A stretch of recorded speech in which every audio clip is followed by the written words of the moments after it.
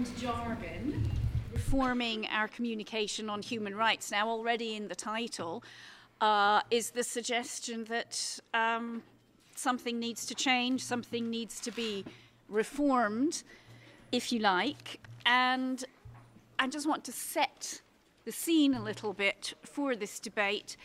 Just a few meters from here, right now, the Commission of Inquiry on Syria is presenting its 15th report into human rights violations in the conflict in Syria.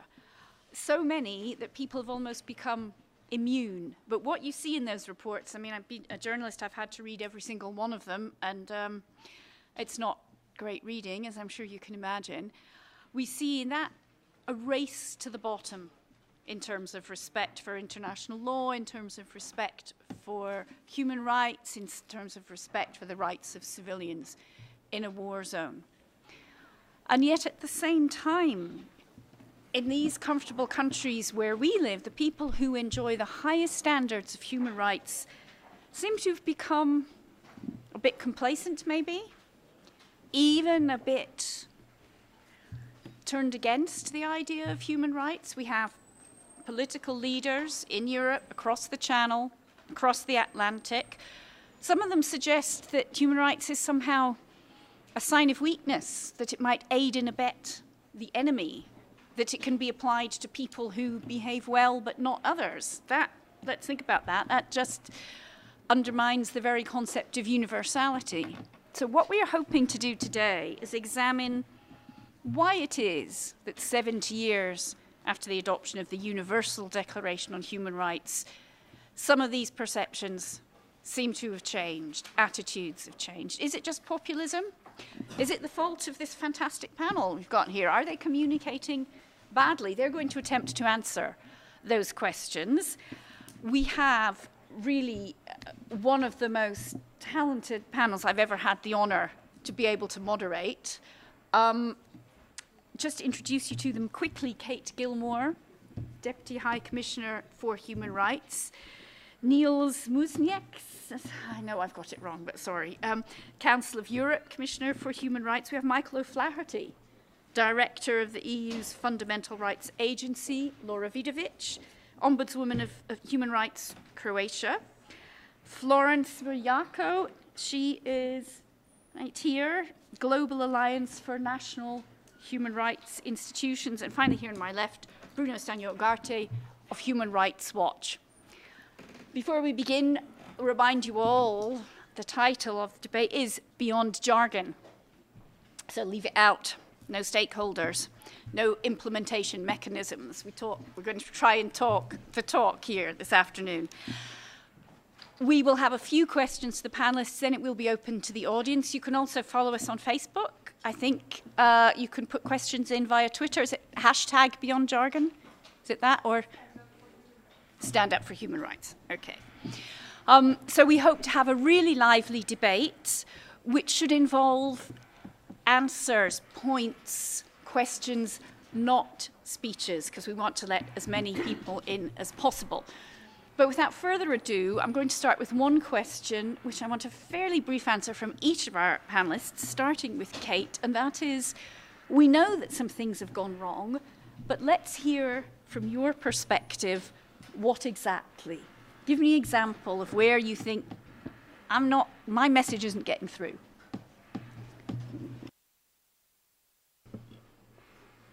Thank you, Imogen. Good afternoon. It's fantastic to be part of this wonderful panel, and thank you to those who designed the focus. I wanted to share three real examples of when I think it's enormously difficult to communicate persuasively about rights. The most profound one that stays with me and has for many years is when looking into the eyes of a 13-year-old mother of two, whose first child was born of the rape of her uncle, whose second child was born of a violent partner long since gone. And when she told me her story, it was in part because the government had denied her access to sexual and reproductive health and rights. And I said to her, why on earth, as she cried and cried, why would you tell someone a story of this kind? And she looked me in the eyes and she said, because I believe people like you can make a difference.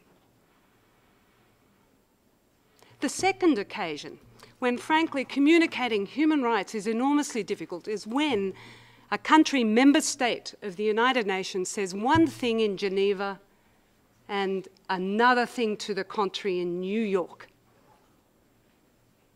When it's impossible to secure coherent commitment to the principles and standards this place is designed to steward, to be guardian of, only to see those principles betrayed in the politics of the United Nations in New York. And the third time when, for me, there's a huge problem in communicating human rights is when a high-ranking official defends human rights publicly and then privately speaks about how inconvenient they are, how counter to pragmatic diplomacy they are, and how puritanical and unreasonable are those who seek to uphold it, and therefore sets aside the inconvenient truths of human rights when in dialogue with a government responsible for their violation, and says instead their financial support for the development agenda is more important, their cooperation in addressing a challenge in a grouping of member states is more important, and by that measure throws under the bus of indifference and neglect the human rights of the citizens of the country that that government is responsible for. Then I know we're not communicating human rights properly. Thank you very much, Kate. Nils, your turn. I wonder if you have similar experiences to Kate at that kind of diplomat to politician level. I'm going to start with a broader context and then talk about one example. We're in a battle. We're in a battle with anti-rights forces, with anti-rights politicians, with gongos, with tabloids, and we want to fight this battle. But to fight this battle, we need to invest, and we need to arm ourselves with the most modern methods possible. And this battle also includes addressing and convincing the undecided, those who can be persuaded, the indifferent, those who don't see the relevance of human rights. But to do this, we really have to invest in communications. When I hear about budget cutting in the UN, I hear about budget cutting in the Council of Europe and elsewhere, I think, how are we supposed to wage this battle? How are we supposed to address people in national languages, with images, with videos, with photos? We don't have the resources. So that's one point. The second point is this battle is not always fought on rational arguments. I'll give you an example. At the Council of Europe, we have this great tool to combat domestic violence and violence against women. We say to countries, we want to help you combat wife beating and beating of female partners. And the country, many political forces said, why are you trying to impose gay marriage on us? We say, we're not trying to impose gay marriage on you. We're trying to help you fight domestic violence. But they say, no, you're trying to push gay marriage on us. We're talking past each other, and any kind of rational argumentation, reference to the text, what it actually says, is irrelevant. Because powerful forces, religious forces often, but not only, have told people they're trying to push gay marriage on you. So in other words, to reach these people and tell them what we're really about, we need to communicate better. We need to be smarter and more effective and reach these people to combat the distortions that we're facing, along with telling everybody about what rights are all about. Thank you, Nils. Well, we can put the same question to Michael O'Flaherty. Yes, thank you very much. One of the most important things the Fundamental Rights Agency does is it conducts surveys of the human rights situation across EU member states. You would think the purpose of these surveys and the repetition of these surveys would be to bring about an improvement in the situation. But we find 11 years into our life that when we repeat surveys, we typically find the situation is not better, it's not the same, it's worse. be that the situation of Jews, the situation of Muslims, the dreadful situation of Roma across EU member states. That speaks to a failure.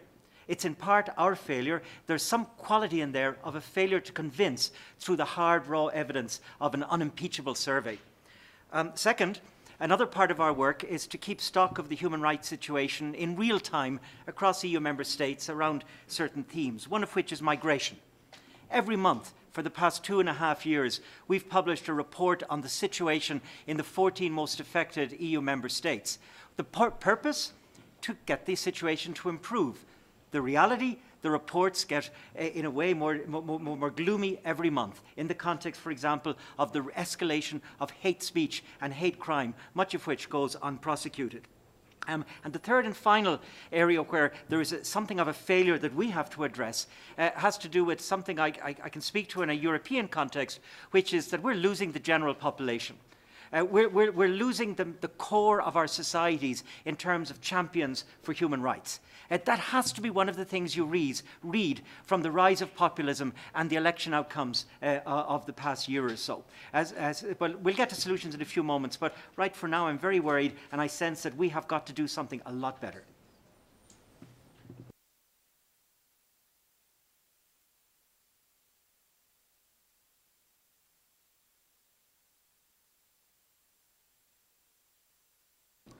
Thank you. It's an honor to be here. And I speak as the Ombudswoman, leading an institution that actually receives complaints from citizens, from right holders on a daily basis, and also gather information from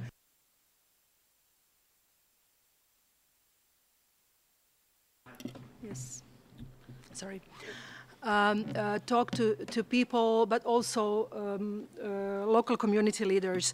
And what we hear is that very often it's the us versus them language. Michael just mentioned the issue of migration, and that's very significant specifically for this us versus them narrative, where people think, and very often we hear that because we raise the issue of, for example, rights of migrants or ethnic discrimination, that means we are not protecting rights of everyone else, which is very challenging to communicate because we actually do that. And we need to do that, I think, even more often. We regularly receive mail saying, you only protect those terrorists, or you don't care, you care only about them and not us, and we're poor and hungry. And I think that is one issue that we need to work more and better on, in realizing how do we communicate things that we already do and are very good in when it comes to the results. It's just that people are not aware of it. So another challenge, I'd say, is raising awareness of what human rights are, of what discrimination is. We conducted a research 1.5 years ago, which showed that about 20% of respondents is unaware of the discrimination. And many say they don't know how to seek protection. So I think that is also another very important challenge, that we need to be more out and about to explain what human rights are, how to seek protection, what discrimination is, and what can we do to help them. Thank you very much, Laura. Now we turn to Florence of GANHRI.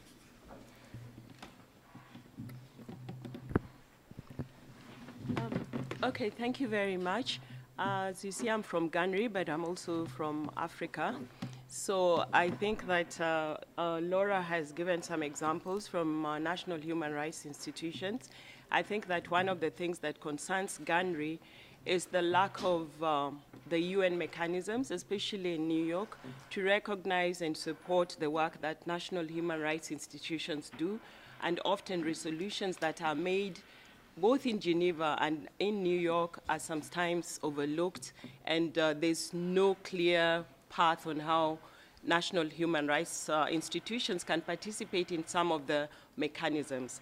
But having said that, let me just speak as an African. I think that one of the things that confronts me as an African talking about human rights is the fact that there's still this notion that human rights is a Western concept.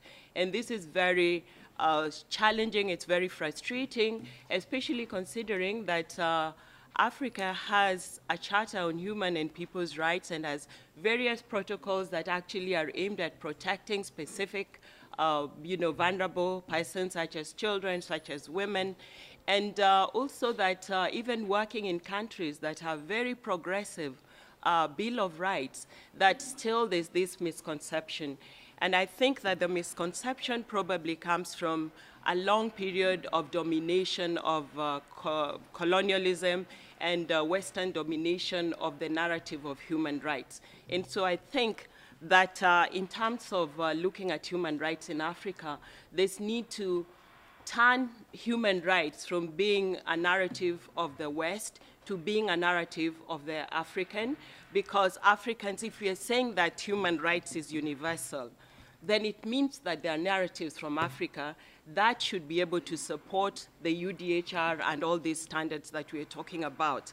And also to move from seeing human rights as an industry to being a movement. It should not just be something that we establish many institutions to talk about, but it must be something that communities feel very close to, that it transforms, that it actually impacts on their lives. So I think that there's that need to move away from seeing human rights as an industry, as a job that people do, to a movement to capture the hearts and minds of the people in Africa, so that when they think of holding their states accountable, they are not thinking of somebody behind the agenda who has an agenda to dominate an African country, but they're thinking of the Africans themselves, seeing that they have a right and a responsibility towards their states. Thank you. Thank you very much, Florence. And finally, Bruno of Human Rights Watch. Yes, thank you. Let me add to this menu two other thoughts. One of them is the complacency and to a certain degree the expediency that has set in amongst many of the defenders for human rights. On the one hand, we've seen over the past years a number of governments that have thought that in the best interests of defending human rights, they're going to raise a particular flag, be it the flag against sexual violence, or the flag for children's rights, or the flag for women's rights. And that is very good and dandy. But at the same time, they're addressing these issues in a purely generic, thematic way. And they don't have the comfort level, the courage, and I would say the decency of actually then taking those issues to the country-specific violations. So they somehow find that comfort level in the thematic and the generic, but do not want to go into the actual naming and shaming of the perpetrators that are actually diminishing the very rights that presumably they have declared to be a priority for their foreign policy.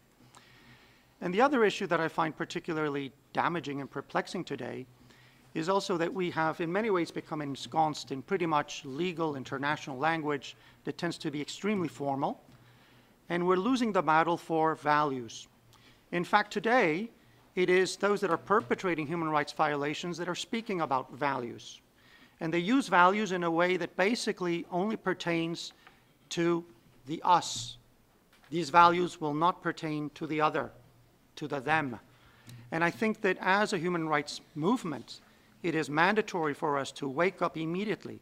And in addition to all of the technicalities we may want to use here in Geneva, we must really talk about values that resonate with the wider public, so that we do not lose the values too to those that are perpetrating human rights violations. Thank you. Okay, well, thank you all very much. Very interesting that you've each raised challenges, things that are bothering you, things you think should be changed. I think to begin with, I'd like to come back to Kate and to Nils, because you both, Kate, you in particular, talked to us about the two-facedness of some political leaders who will promise one thing and then do another. Nils, you talked about being in a battle with right-wing forces. I think I would like to hear, since you're fairly senior, I'd like to hear from both of you how you think you can, what is the solution here? Because it has to lie with you as well as with voters, I would have thought. How do you persuade these powerful men and women that what you have to say and that taking your advice might actually be advantageous in the long run? So Kate, perhaps start with you. Did you just say I was senior? I think that might mean I'm really old, which actually is true. And probably I mention it because, I mean, the first issue in play is that people of my generation are almost invariably the wrong communicators for today, because we're analogue, we're textual, we're linear. And furthermore, we've learned to communicate in monologue rather than in multilogue. We keep thinking it's important what we say, when what matters most is whose voice is at the table. The second thing I would like to challenge is, frankly, friends, it's not about communication. It is about power, it is about conflicts of interest, it is the absence of scrutiny and the weakness of accountability. Thirdly, yes, there's a contest for ideas. There's nothing new. It's not new. It is all too familiar. What is new is how rapidly ideas, voices, and the pernicious, toxic discourse of those with resources travels around the world. Hence, the need to move from analogue to digital, from monologue to multilogue. But at the heart of this, and we are definitely part of the problem, Imogen, and thank you for pointing it out, at the heart of it, we have overplayed an elitist discourse, an exclusive discourse. Not only have we built the liturgy and the iconography of that elitism to ensure that only some can contribute to the discourse on human rights, we have overemphasised supply side of rights against amplifying demand side for rights. I'm sorry, rights is not a complex message for the rights holder. Anyone who's been tortured understands and can communicate about rights. Anyone whose child has been extrajudiciously, how do you say that as an adverb? Extrajudiciously, no, been subjected to extrajudicial execution, whose child has been, understands rights. Any woman who's hit a glass ceiling and knows that that's what the problem is, understands rights. Rights are not there to be explained, they are there to be revealed, and the demand, universal, inclusive and diverse, is there to be amplified. That's really the resource that we've yet, I think, to set free, is the demand for human rights. And the tools for that demand to take effect are always accountability, not just at the electoral box, although it's important at the ballot box, but in the courts ultimately when member states and their officials fail to fulfil legal duties, and critically in public dialogue. That we lose populist dialogue has little to do with the suppression or the changing appetite for rights. It has everything to do with the bias and whose voice is listened to, as indeed we've just heard from our colleague speaking about many countries in Africa. And the urgency for us is to change whose voices are listened to rather than what is communicated, if you ask me, in order that duty bearers meet their responsibilities, which is really the problem, not communication. Nils, can I come to you? I mean, I am particularly interested in how you, in the closed meeting, but also to the public, challenge there is this message from some political leaders that human rights will have to take second place to safety, to security, or that we shouldn't fuss too much about the rights of others when we have so many problems ourselves. I mean, how do you bring back the argument back to universality and that that's actually good for everybody? Sometimes that can be done, other times it cannot. Sometimes you can say, listen, there are effective and ineffective ways to counter terrorism. The effective way is not to alienate all of the Muslim or migrant community, not to make them distrust you, and not to give ammunition, propaganda ammunition to the terrorists by, and help them recruit new followers and radicalize people by showing that you're not just. And there's an effective way to fight terrorism, and that's to uphold the rule of law and not to repeat the mistakes that you've made in the past. So you can have this argument. But sometimes leaders cannot be persuaded. And this is why we need to address their voters. And not just their voters, but sometimes the broader community, to make business, diplomacy, and everybody put pressure on. This is why communication is important, because sometimes we cannot persuade the people that we're directly talking to. We have to talk to a much broader audience, and we have to put pressure on different points. What does this mean? This means that we have to repeat our messages. That means we have to go national. We have to participate in national debates. We cannot stay in our lofty towers in Geneva, Brussels, and Strasbourg. This means communicating in the national language. This means getting important people at the local level to repeat our messages. Our biggest success last week was a report that we wrote on freedom of expression in Turkey, was picked up by 38 Nobel laureates and used in their open letter to the authorities. I think it's great that I don't have to repeat this message, that there are Nobel laureates doing this. This is what we have to shoot for, is to get other people to take our messages forward. But we also have to make sure that people understand that rights are not just for terrorists, not just for Roma, not just for migrants. They're for everybody. Rights belong to everybody.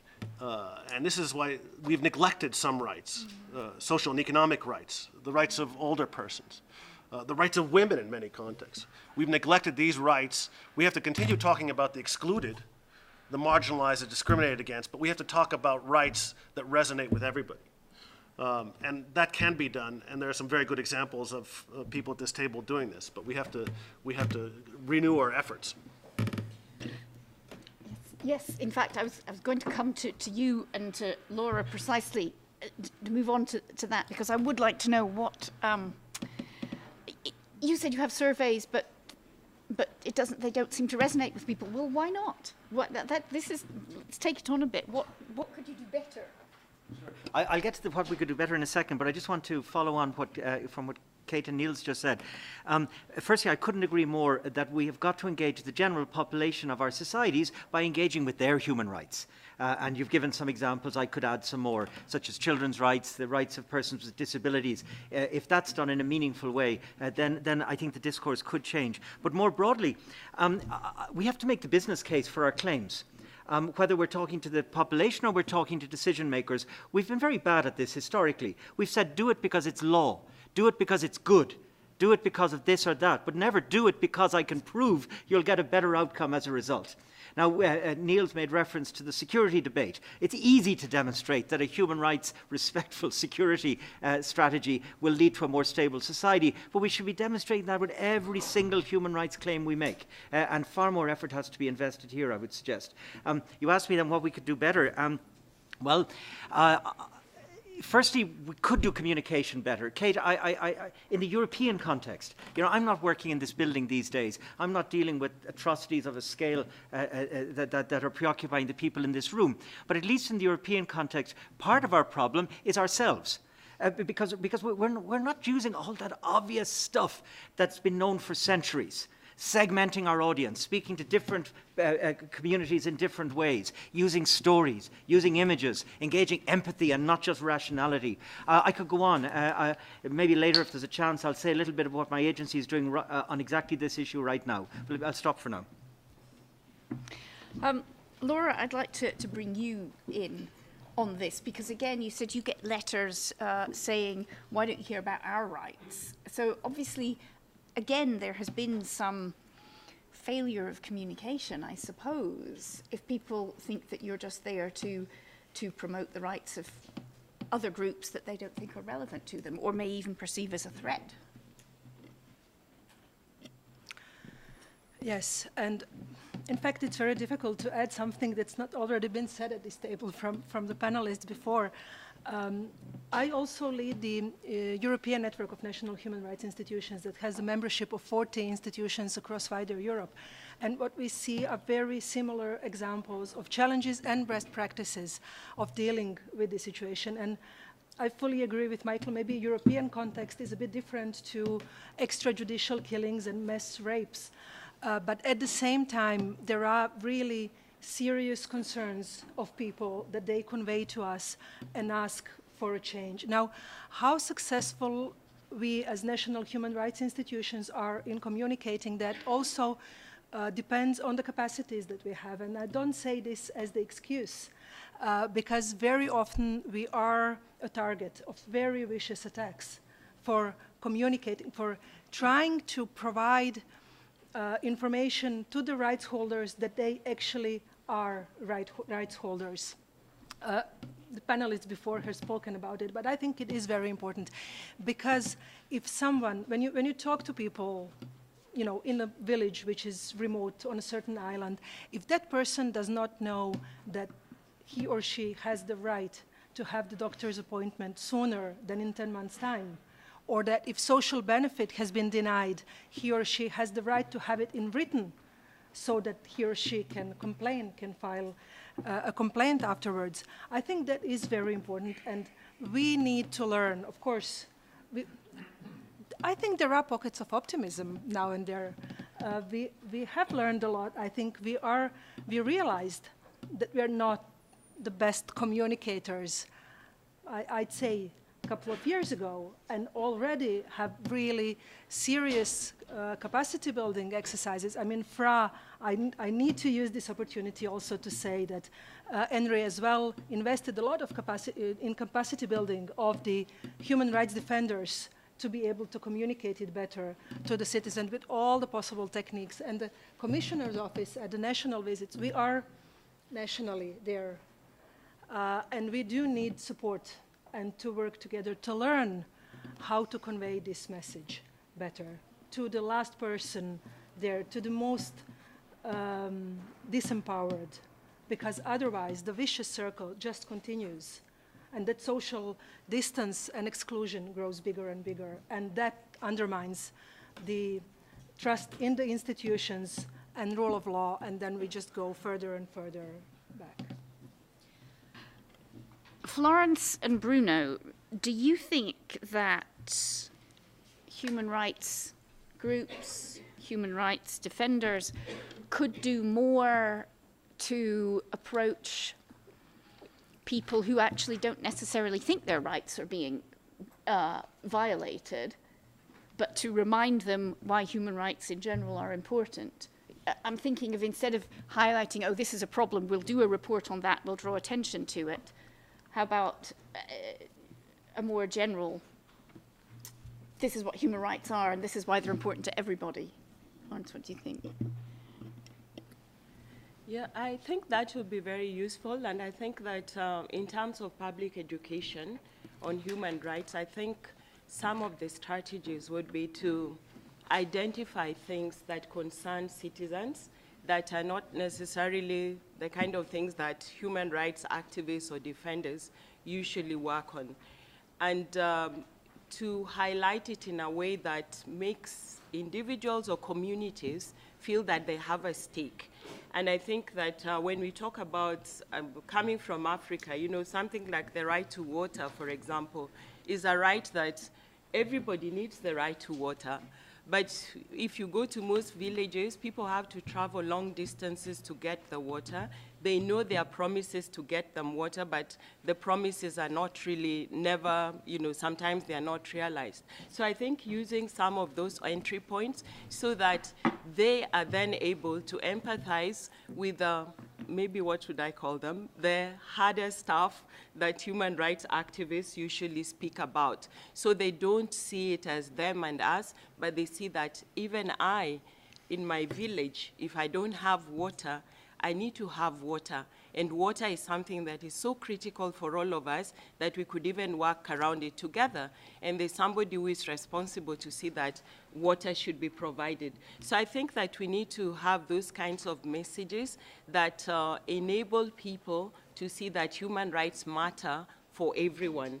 I think that it's also important for us as human rights defenders to maybe try to work in a way that, I don't know how many of you have watched this talk by Chimamanda that says why we should all be feminists. Maybe we should start asking why, we should start talking to common people and telling them why we should all be activists.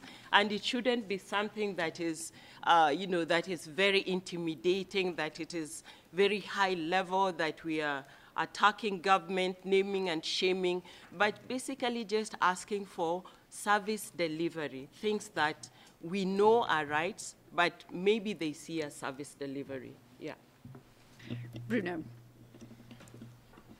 Yes, I think that probably key to this battle that Nils was talking about, and in terms of our reaching out to new audiences that Michael was talking about, is reaching out to what you could call the persuadable or the movable middle. These are people who tend to be indifferent. They probably have some degree of electoral apathy. These are people that have not fallen into the two echo chambers that today dominate most of the human rights communication. That echo chamber of the racists, the xenophobes, those that really want to destroy everything that we have built, and that other echo chamber in which basically we all live in, which is the so-called international liberal echo chamber. In between, you have a very large portion of population in basically every society. And I think that these people are key, so that they understand, of course, that human rights are meant for everyone. That when people rose in Tiananmen Square in Beijing, or in Andijan in Uzbekistan, or in Tahrir Square in Cairo, it was not because some international liberal elite told them to, but because these people actually felt that they needed to protest for human rights that were being denied to them. So I think that is certainly key. And I'd like to return, however, and beg to differ somewhat with Kate. I do think that we have a communication problem. And I think it's a very serious one, and that we must accept it as such. We use too many terms that no common person will understand, even terms as simple as accountability, for example. We've done a number of focus groups in Western European nations where we ask them, what do these terms convey to you? And the blank faces we get from people who, can't be even college educated is quite surprising. What does human rights mean to you? And you get such an alphabet soup of answers that you really can't believe that this is the degree to which we must embark in this education, in reaching out to people so that they understand. And it's not only about human rights education, I think it's about civic education, so that people understand that no matter in what society you live in, probably you live in some degree of a social contract.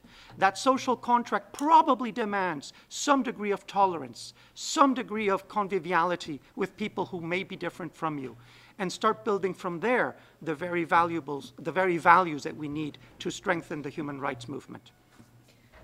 You're nodding there, Lora, so I'll bring you in.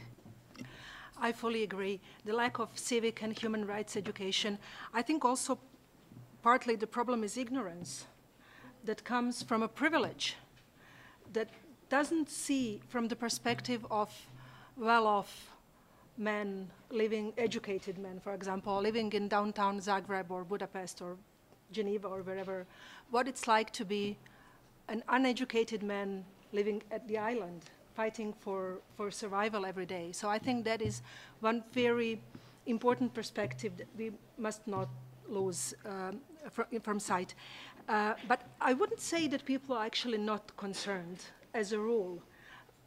I think we should be a bit more optimistic, because we see that, for example, in a farmer that finds a migrant family hiding from cold in his shed and that offers food, shelter, bath, clothing, and tries to help them. And we don't hear those stories, I think, often enough. And we don't connect, we don't use the solidarity and caring for others in connection to human rights. And I think we lose a lot of our audience in that disconnect. I have a question related to that, in fact, because you talk about the farmer, and, is there not a role for you or human rights groups to celebrate that man? People like to be heroes, They like that. I mean, why is it that something like phrases that we hear now, make America great again, for example, or sovereignty, or take back our borders, they seem to resonate with everybody. Is there not a way to make an example like that resonate? Yeah.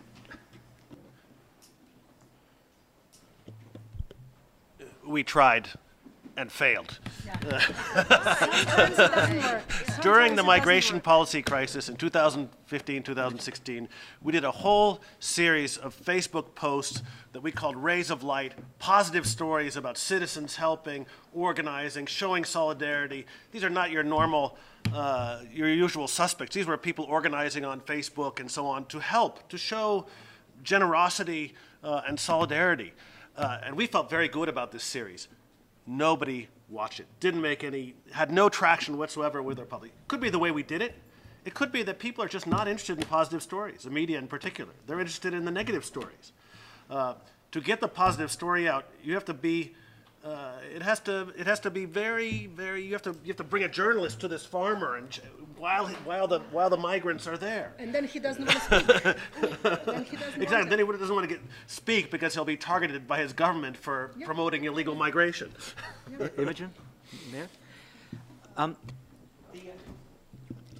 The way we frame our stories is very important. In society, our society operates according to multiple values. We typically frame human rights stories only according to the values that we find attractive, values of independence, values of autonomy. They don't speak to large parts of the population who quite legitimately invest in values like order and security. So let's not be artificial about this, but where we can engage those values for our stories, our messages, we need to do it much more. Because if we stick with just the autonomy story, the independence story, we're not speaking to a large part of that persuadable middle that's there waiting to listen to us. On positive stories, I mean, Nils' experience is a factual one, so I can't disagree with it, but I do think we need to do a better job of framing some human rights positive stories. Our stories are always bad, dark, failure, violation. And that's because much of the world is bad, dark, failure, violation. But sometimes the human rights stories are of achievement, of success. We don't tell those stories. I was thinking this morning of my own country, Ireland. We have civil legal aid in Ireland because of a European Court of Human Rights judgment.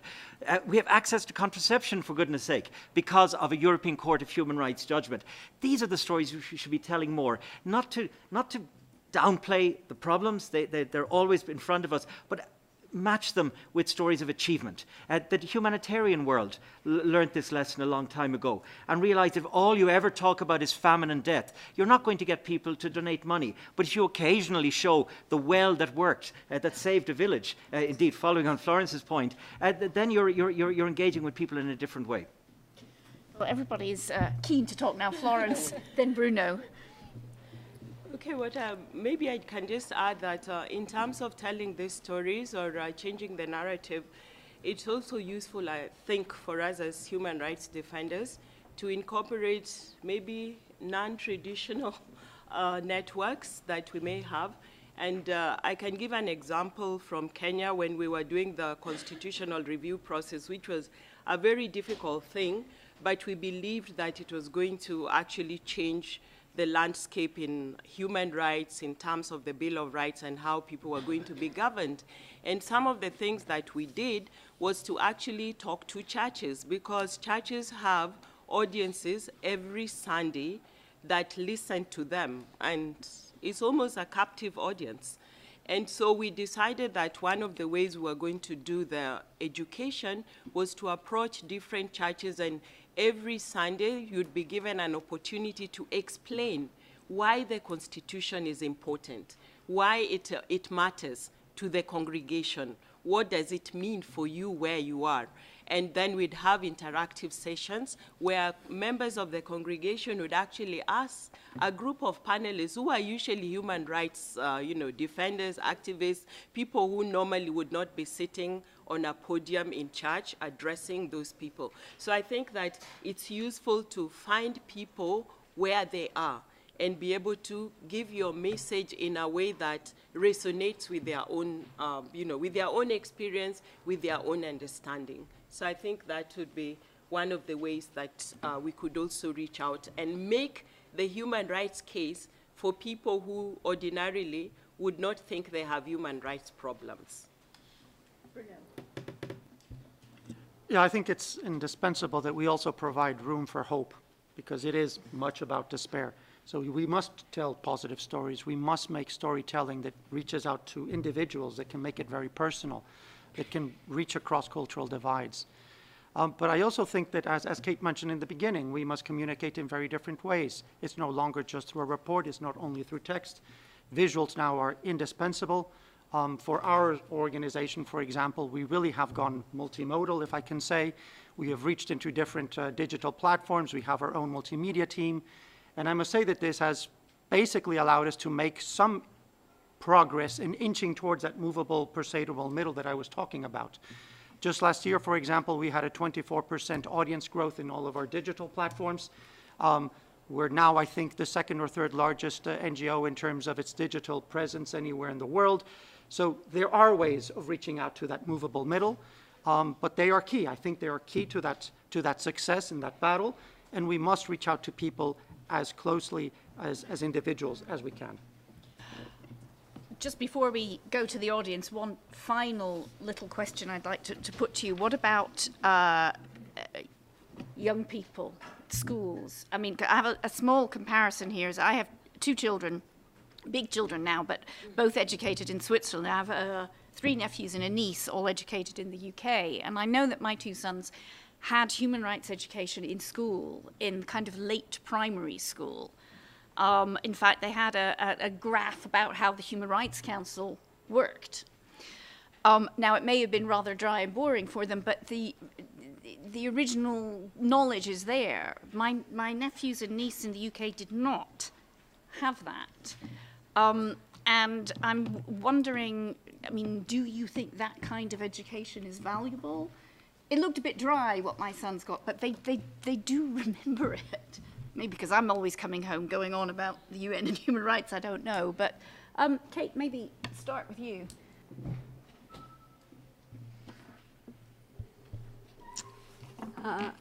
Alive today, we have the world's largest ever population of young people. They are clustered in the countries with the gravest of human rights problems. Greatest poverty, the greatest amount of conflict, most exposed to climate change. The median age of South Sudan, 17. The median age of Yemen, 18. The median age of Iraq, 19. The median age of Parliament, 54. Parliaments around the world. You know, I'm sorry. I'm going to be, for the sake of being provocative on this panel, I'm going to say the framing of the question is wrong. This is not about communication, us communicating ourselves better. In fact, the world can get by very happily with not knowing that any of us exist. And in fact, mostly it does. What should be here is a side event on engaging, on participation, on changing the power relation. I really want to push back on this issue of what's our theory of change here? Are we marketers? You know, there was a survey done in 2012 and then in 2014 in Colombia, Ecuador, Mexico, India, Morocco, and Nigeria. That survey found that the vast majority of people see and understand human rights as theirs. They do not see it as a Western project. They do not see it as an advance team for the United States authority. They do not see it as some form of secular missionary from the West. Why are we being drawn into that discourse? It was young people on the streets of Cairo and in Tahrir Square. It was young people that transformed Indonesia into something approximating democracy. It was young people, young women who 100 years ago led the struggle for universal suffrage. People know and understand. We hunger for food, we thirst for water, we long for justice. This is innate to who we are. The problem is, as elites, we think what we say matters more than what we hear. I think it's time we had a strategy that says something like how to listen for rights. Imagine a listening strategy rather than a communication strategy, including and most particularly for young people. And Michael, you want to come in on that? Thanks. Kate, you said you were being provocative. I think you're right, and the topic is right. They're not in competition. They're not in conflict. Yes, we've got to look at the bigger framing, but we've also got to face our own responsibility to do our job better. Part of it is communicating. part of it is listening, but we also have to do the communicating bit so much better. Then moving more closely to the topic, I think it's not so much about human rights education for young people, following your question. It's more about civic education, a civic education that has human rights embedded in it. Because then it's not just a jargon framework, it's inserted by clever pedagogical people into how you live your life. But that said, and I couldn't agree more with Kate, with what you said there about listening to young people and getting them to come up with solutions. And by the way, not young people, children. I'll speak just about children. Every time we bring children together to discuss the tough issues of human rights in Europe, they come up with something surprising and effective and implementable, and that does make a difference. We've seen that repeatedly, for example, in the context I mentioned earlier of migration. And I never cease to be surprised by what they tell us. Yesterday I was sitting with a young guy, about 18, and I asked him about our website. He was really cruel. He said it's awful, and he's right. I suspect. Well, he's not right. It's full of data, but I'm just telling you what he said. But then he said something that surprised me. He said, "You've got to make it beautiful." I didn't think of that. He said, it can't just be easy on the app, quick on the phone, quick to navigate, just a few short stories. It's also got to be beautiful. He actually brought aesthetics into the conversation. And that's an example of the sort of surprising thing that young people are doing for our discourse every single day. Nils, I think you want, and Lora maybe? And then we should... Yeah, you asked about young people and human rights education. I think that's well and good, but especially in Europe, we've left far too many young people and children behind. They were the hardest hit by the economic crisis. Child poverty, youth unemployment are the most common kind of side effects of austerity measures. Why should these people care about human rights if they're hungry? They don't understand their hunger in human rights terms. So we have to get these kids. We have to help them socially, economically, but also we have to get kids learning and playing and living together. Segregation of Roma kids, of migrant kids, of kids with disabilities, of poor kids in different schools, different classes, different institutions is present all across Europe. And these kids are not growing up with the life skills to learn, to engage with each other. So I think civics education, great, I'm all for it. But I think if we don't address child poverty, youth unemployment, and segregated education, all the human rights education in the world is not going to make a difference. Lora. Yeah, the saying goes, what's the best time to build a tree, to plant a tree? What's the best time? 20 years ago. And what is the second best time to plant a tree? Right now. So, I mean, agreeing with everything that was said, I see this segregation very often in our field visits. The businesses have realized years and years ago, look at McDonald's, for example. We need to get them while they're young if we want to have the results. In 10 years' time, in 20 years' time, we are in the business of societal change that doesn't happen overnight. And 20 years ago has passed 20 years ago. So we'd better move on quickly when it comes to the young generations. Thank you all. I would like to open the debate to the floor and then put your questions, not speeches please, questions, points, and our panel can respond. And then just before we close, I will, because I'll put you on warning now, I want a soundbite proposal from each of you. A soundbite, but a short, I'm working broadcasting, a short one. We have, Uganda. Let's start with you. Thank you, moderator, and I would like to thank the organizers of this sitting on the question of communication on human rights. My problem seems to be, I want to ask, is whether communication on human rights is a question of human rights being understood by everybody in the same way, or the framing of what human rights is what is the problem.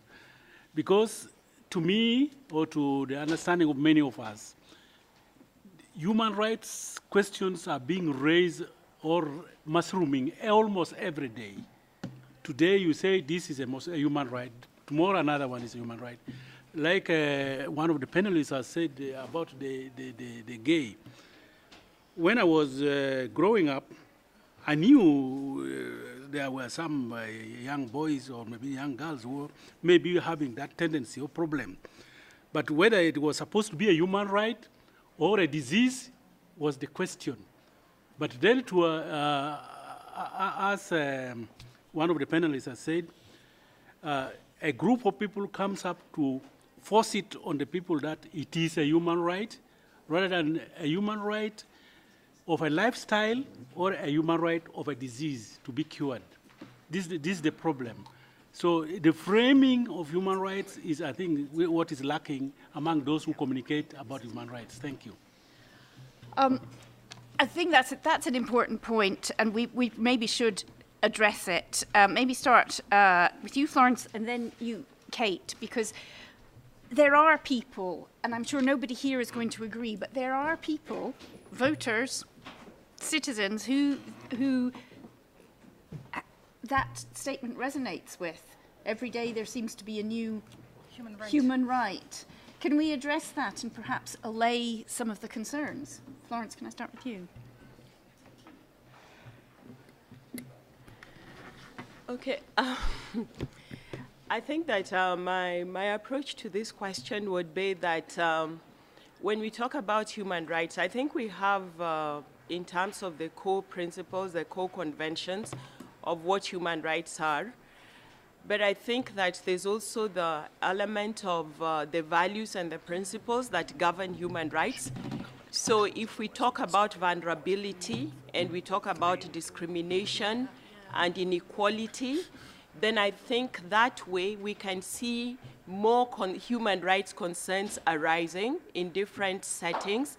And I think it's probably not that if we look at the international conventions, that we will see a list of every possible vulnerable group, person, or concern that should be categorized as human rights. But I think that once we have persons, individuals, or groups that are excluded, that are discriminated against, that are not treated equally, then that group has a right to be able to advocate for equal treatment. So I think that when we look at those principles, then it becomes, we no longer have to ask ourselves whether this list is going to be, how long it's going to be, what kind of rights are going to be there. I think that personally I would look at it from the perspective that any group of persons or individual that is discriminated against, that is excluded, that is not treated with equality, with dignity, has a right to demand those principles to be applied to them. And if they've identified in a certain way, then it is the responsibility of the rest of us, who are usually the majority, to be able to confront that problem as it presents in society. Right, we have a few hands up, but I would like Kate also just to address briefly. Yeah, just on that one, I think it's important to recall that human rights standards have been given to us by member states. They're not the invention of ideology or the arbitrary preference of some UN official or a particular part of the international community. They have been prosecuted over and over again and affirmed in instrument after instrument and proven and established in court after court. And it's quite clear those standards are dignity and equality for everybody, without exception. You don't have to like me to uphold my rights. You don't have to agree with me for me to defend your rights. Rights are not some approval or dispensation by the powerful to the powerless. They are for all of us, to the exclusion of none of us, with the exception of none of us, in the interests of all of us, whether it be by gender, sexual orientation, age, ethnicity, or race. Recall how popular slavery was, but it was wrong. Recall how lawful apartheid was, but it was wrong. Recall how acceptable female genital mutilation is still in some communities, and yet community after community is rejecting it. It is our business to apply a higher standard, that it's difficult, and that with some communities it is as yet unpopular is no excuse and no defence. It never has been, and it certainly isn't today, with respect to legitimised, illegitimate homophobia. The lady here is the first hand I saw. Introduce yourself, perhaps. Thank you very much. I thank you all for the speeches. My name is Shole Zamini. I am from the Association of World Citizens. I've been born and grown up in Iran. So we were talking about how the human rights activists, human rights organizations can work here and how can we prevent the gongos. And I actually want to speak about two issues, not only this one, just looking at the NGO committee of ECOSOC. I just read the names: Azerbaijan, Burundi, China, Cuba, Greece, Guinea, India, Iran, Israel, Mauritania, Nicaragua, Pakistan, Russia Federation, South Africa, Sudan, Turkey, United States of America, Uruguay, and Venezuela. And then these, the candidates of the regions are almost the same number as these regions need to have. So it's a slate election, not an election actually. That is, how can we then think that real NGOs come here and Gongos don't come here? We have the same problem from Iranian Gongos. And then the second, what I wanted to talk, where have we failed? I mean, our acts are maybe more important than our speeches. We had here that we want in this session, just in this session, that those who are responsible for crimes against humanity should be exposed and brought up to justice, or else atrocity will continue, and that UN system can play a privileged role in the development of comprehensive atrocity prevention. But from Iran, Mr. Alireza Avayi, the Minister of Justice, comes here. He was a member of that committee in Khuzestan province in massacre of political prisoners in 1988. So under his command, all prisoners of conscience of one prison were executed. And he comes here and speaks as the human rights voice of Iran. So people in Iran see the acts of Human Rights Council and UN and just don't follow everything that is said here. And they see that such persons come here and take the floor. Thank you. The lady in the, I'm going to take a group of points. The lady in the blue over there, and then you, sir. Thank you. Is it working? Yeah.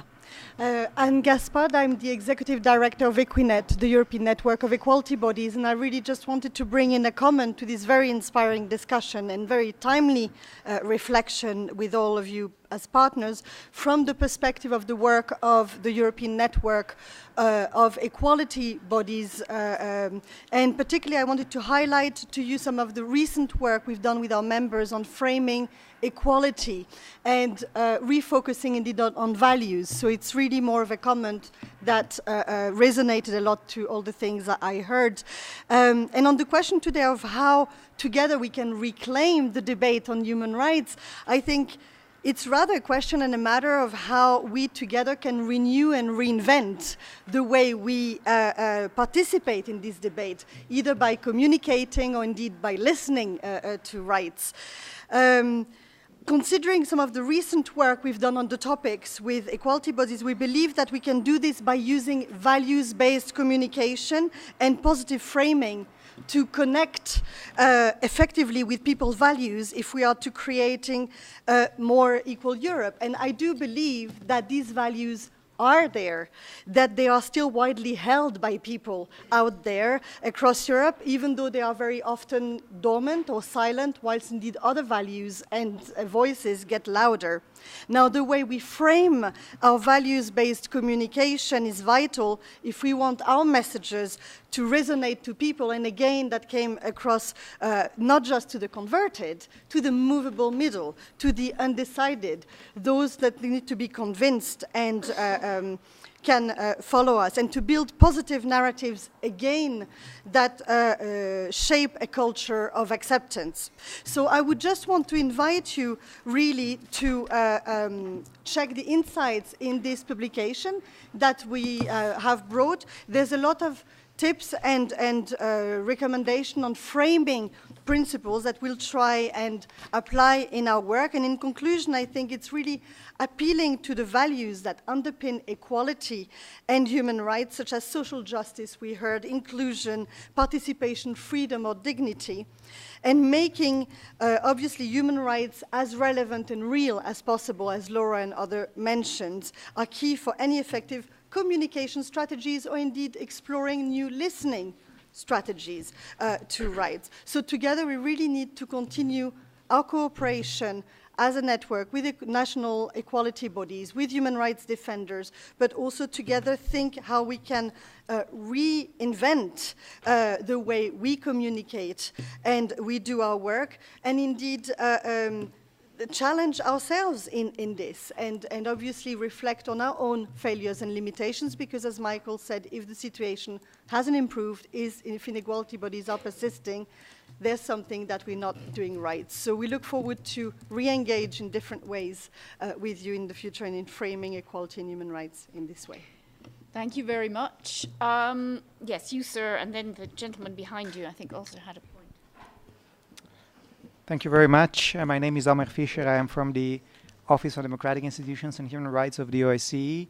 I have two questions. I work in a smaller regional human rights mechanism, so that helps us keeping our expectations realistic on how we as an organization can shape discourse on human rights. But we have a strong focus on civil society, and we can work more with the local human rights activists. That's what we are already trying to do, to support them, to train them, to convey their messages, which is often also our message. So the question is, are there any good examples of IGOs, international human rights mechanisms, big NGOs such as Human Rights Watch or national human rights institutions really trying to make communication on human rights more effective by working closely with the local activists, which is also a way maybe to slightly contribute to changing the power relations.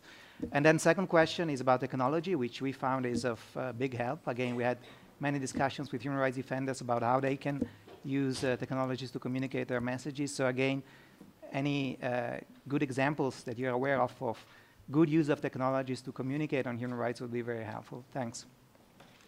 Okay, I would say the gentleman behind you, then we'll go quickly to the panel to answer some of these points. Yes, thank you. John Fisher from Human Rights Watch, and of course I agree with everything that my boss Bruno had to say. But we've talked a fair bit about how to reframe the language of human rights, and of course a number of those states which are less rights-friendly, shall we say, are engaged in the same exercise. So we've seen here at the Human Rights Council a resolution in the past by Russia on traditional values, a resolution on protection of the family which promotes a very narrow vision of the family. And at the current session of the Council, China has presented a resolution called Win-Win Cooperation.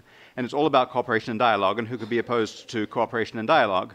But what we find is that it selectively quotes from the Council's mandate to promote dialogue and cooperation above the Council's responsibility to address actual human rights violations. It makes no mention of any consequences for non-cooperation, which is one of the biggest problems, I think, with the Council membership and effectiveness.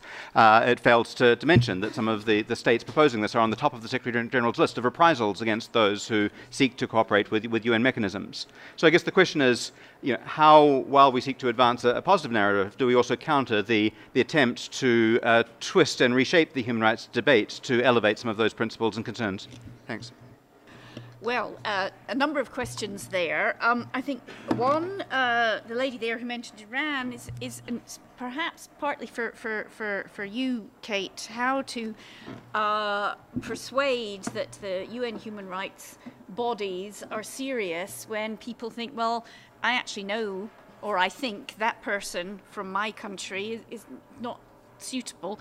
Then, Bruno, maybe for you, the questions from the OSCE about are there good examples, and anybody else who wants to come in on very good question from John Fisher of Human Rights Watch, this kind of moving the debate or using the human rights debate, this thing of traditional values or family values. I think we had a couple of a couple of years ago, and whether there's an agenda behind that, and how, if so, can it be challenged?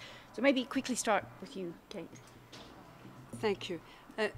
You know, I think the international community and the systems that's put in place, like the Human Rights Council, are just what they are. They're gathering of member states.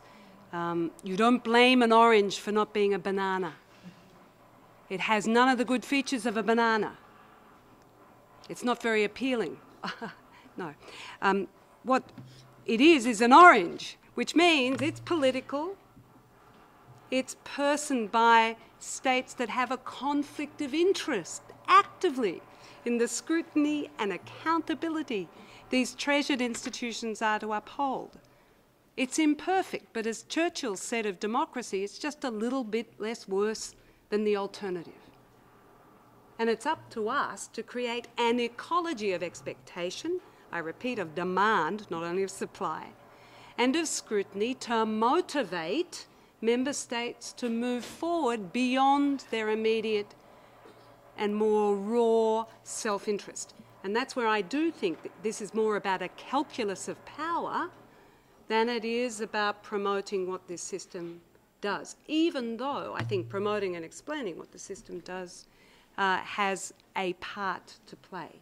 But we should never imagine it's other than shifting the calculus of power in the favour of the powerless. But you can buy a banana with 2 oranges, and this kind of oranges I would even eat them. I'm with you, my friend. Michael, you actually wanted to come in there. Yeah, I don't think I'm answering John's question, but he triggered a thought for me, John from Human Rights Watch. We've talked a lot about values today, and it was all very appropriate, very pertinent. I think that it was legitimate, but we've got to be careful too. We can't allow values substitute for law. And we have to watch the values discourse with extraordinarily tight scrutiny so that it's useful as a vehicle for law but doesn't take its place.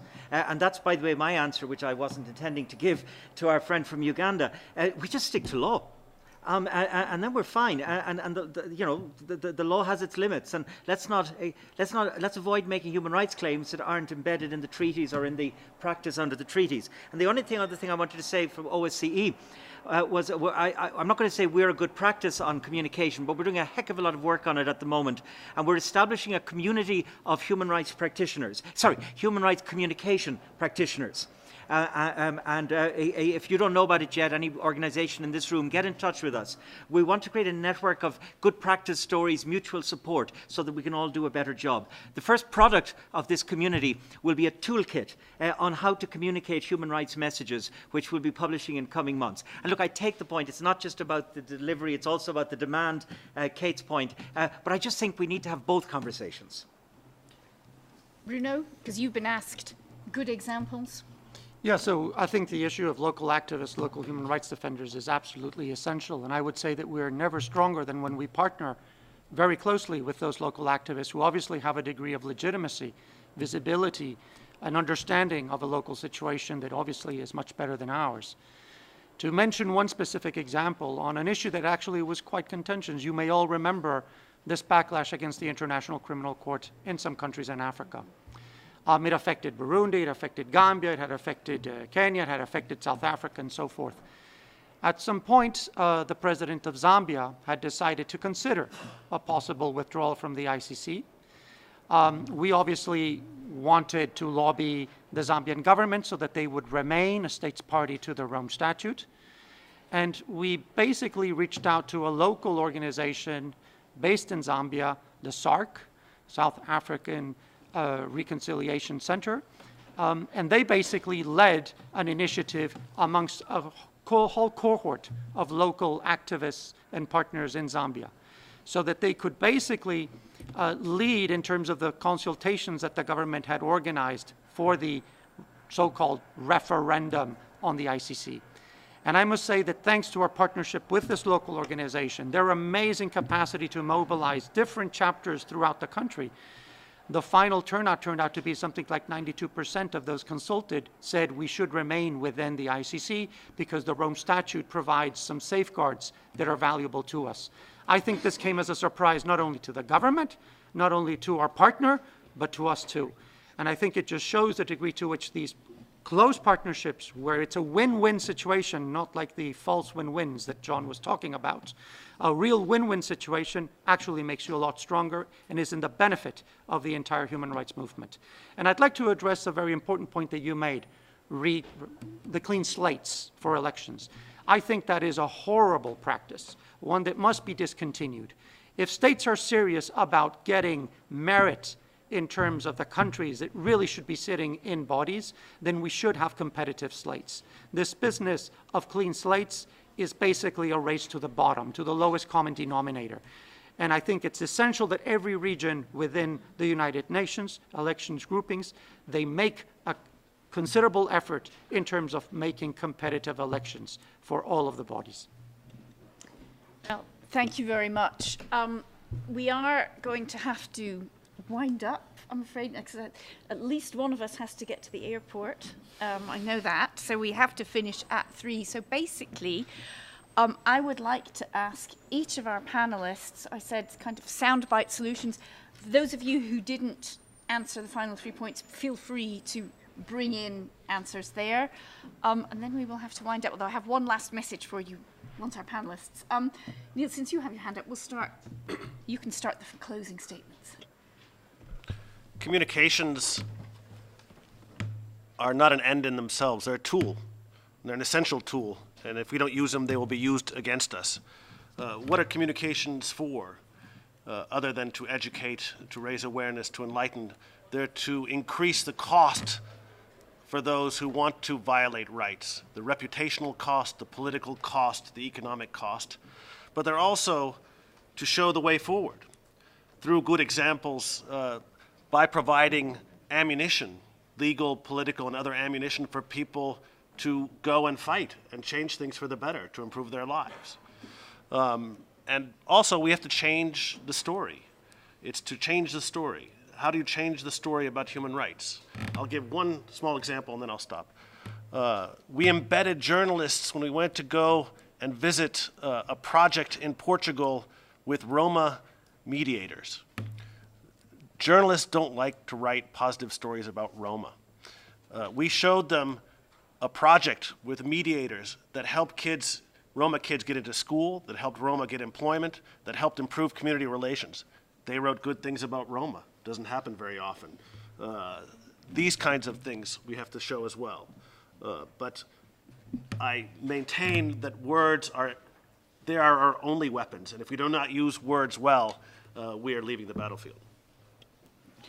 Florence, you have a closing statement? Okay, so I'd just like to say that I think that from the discussions here, it's true that human rights are an ideal, but they're an ideal that we can only get to through a struggle. And I think that it's also important that when we are communicating with our audiences, with those whose rights have been violated, and even those whose rights have not been violated, to temper our expectations and their expectations, because I think we have to be politically savvy and to know the political and social contexts within which we work. So to avoid a situation where people feel that human rights are not working all the time, I think it's useful always to be aware, to be realistic, and this doesn't mean that we are not aiming for the main goal, but I think it's useful to usually temper what the expectations may be so that people do not feel overly disappointed. In terms of good practice, I think I can give an example from Kenya, where the National Human Rights Institution has worked together with human rights defenders. So there's a local human rights defenders network that developed a tool, or a training tool for human rights defenders to engage with the judiciary. And I was part of developing this tool, and now we are training judicial officers on the challenges that human rights defenders face before the courts.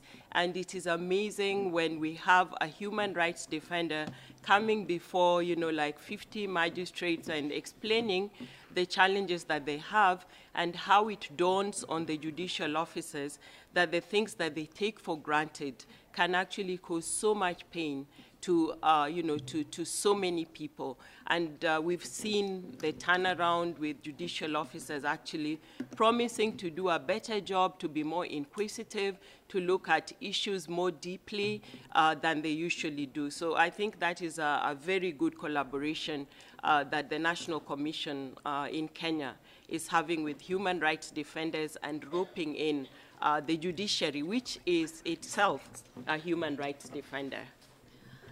Florence, thank you very much. Final words from Lora. Thank you.